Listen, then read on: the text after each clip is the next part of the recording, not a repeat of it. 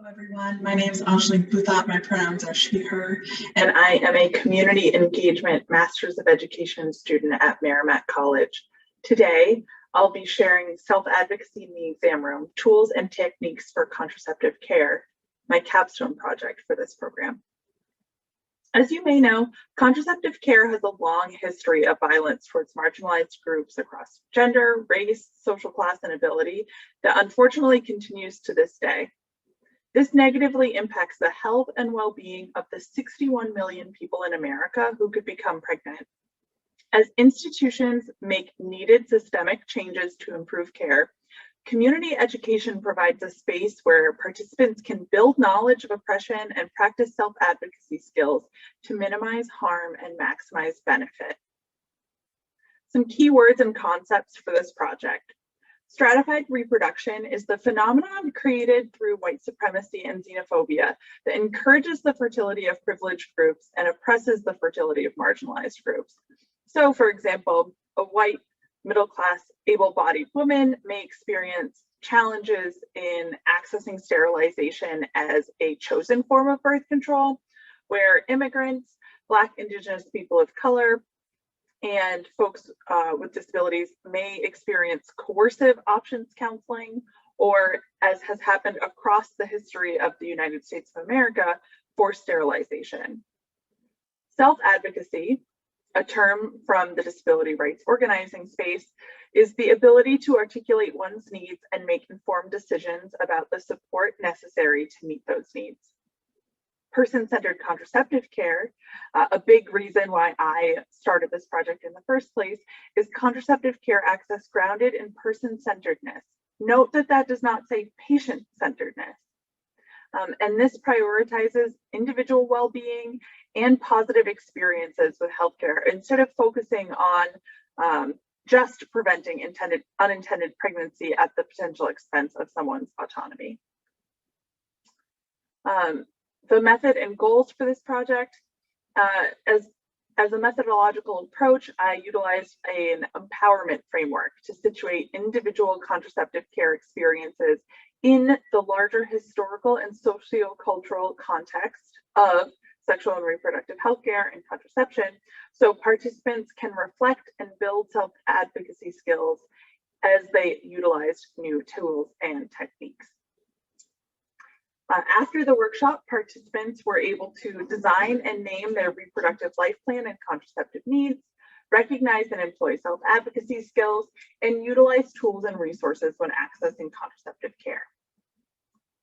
In order to achieve those objectives, I utilized multiple techniques. Before the workshop, participants were sent a historical timeline that they could review that provided some highlights of both the successes and benefits of birth control, as well as instances of reproductive abuse.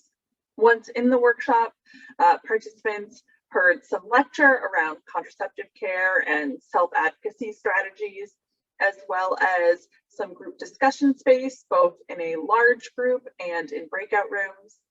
And they all had the opportunity to work on some individual activities as they engaged with interactive online tools that were created specifically for this workshop. And then they ended the workshop by engaging in some self-advocacy role play opportunities. There was also an evaluation, which we'll review some of the results next, and participants were provided a custom resource list focused on self-advocacy and contraceptive care. So some key findings include that about 73% of participants strongly agree that they better understand how contraceptive care is affected by things outside of the exam room, such as individual experiences and systemic oppression. You'll see that in the graph on the bottom of the left column in teal. So all participants agreed or strongly agreed with that statement. And another 73% of participants indicated that they recognize self-advocacy skills very well. And all participants, 100%, were likely or very likely to use self-advocacy skills in the future. Participants rated their comfort level with self-advocating for themselves in healthcare settings, both before and after the workshop. You'll see these graphs over on the right-hand side. And the average answer from before the workshop to after the workshop increased by 43.3%. And that will lead us directly into lessons and recommendations. That increase of 43.3%, the increase in understanding about the context of contraceptive care really points to community education being an effective tool for teaching self-advocacy and doing so specifically for contraceptive care scenarios. Again and again, both out in the world, but in this workshop and in this evaluation, people were glad to be in this space. People were wanting more space focused on sexual and reproductive health, systemic oppression, and connecting about how to get the healthcare that they want and need. A suggestion and recommendation for the future is for the facilitator to balance the breadth of content, the participant knowledge of those coming into the workshop, and just the constraints of workshop delivery, whether that be time or platform, in order to ensure a high quality workshop. Some areas for further study, further work and community education includes creating identity-based workshops, so tailoring a workshop on self-advocacy and contraceptive care specifically for a social identity or experience, which could foster connection within folks in the workshop, increase benefits, and fill gaps in research. And as I mentioned, some interactive tools were created for this workshop. So some of those contraception-specific self-advocacy tools and techniques must be tested further in order to know how effective they are, if they're widely applicable, as well as if the format of those tools impacts their efficacy.